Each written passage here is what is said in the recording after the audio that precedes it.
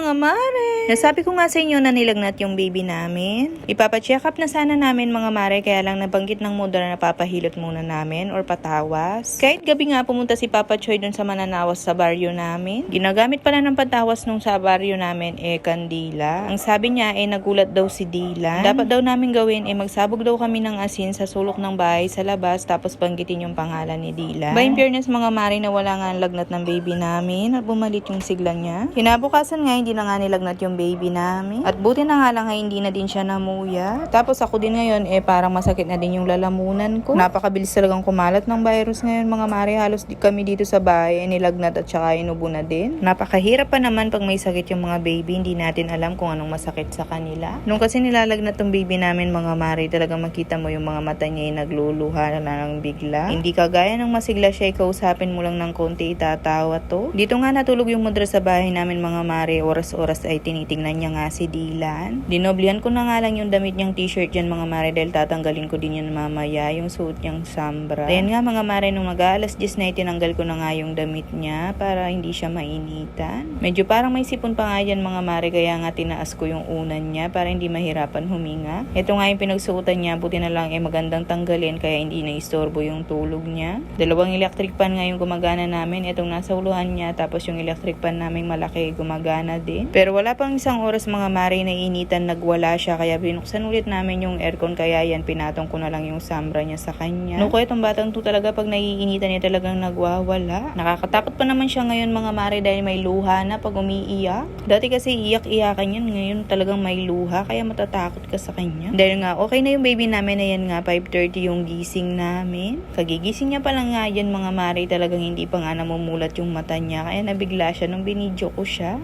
Salamat na marugot, wala na nga yung sakit ng baby namin. Mag-New Year pa naman, Diyos ko po, napakahirap nga. Dahil masarap yung tulog niya mga mare, yan nga nakamood siya. Kagigising lang niya talagang nakikipaglaro na. Pagkatapos ko nga magkape dyan mga mare, tinakita ko yung mga kuko niya mahaba na naman, kaya yan ginupitan ko. Pinagpakulo nga siya ng dahon ng kamyas ni Papa Choy dahil paliliguan namin ngayon. Sabi ng mudray, pwede na siyang paliguan dahil 2 araw na siyang hindi naligo. Hindi na din daw siya sininat kahapon, kaya pwede na siyang maligo ng mabilisan lang. Sinubukan ko nga gamitin itong bagong biniling nail cutter ng Tita Pe. Buti na nga lang maganda kasi mas matalim to kaysa dun sa unang nail cutter namin. Dahil nga pinadedi ko siya mga mare, yan pinag-burp ko muna siya, dinapa ko muna siya dito sa unan. Dahil nga parang may sipon siya, meron akong pinabili kay Papa Choy na nilalagay dito sa ilong. Tapos ayan, nag-cellphone muna ako habang tahimik yung baby namin. Pag talaga walang sakit yung baby namin mga mare, kahit iwanan mo lang dito sa sulok, basta hindi siya nagugutom at inaantok, walang problema sa kanya. O siya mga mare,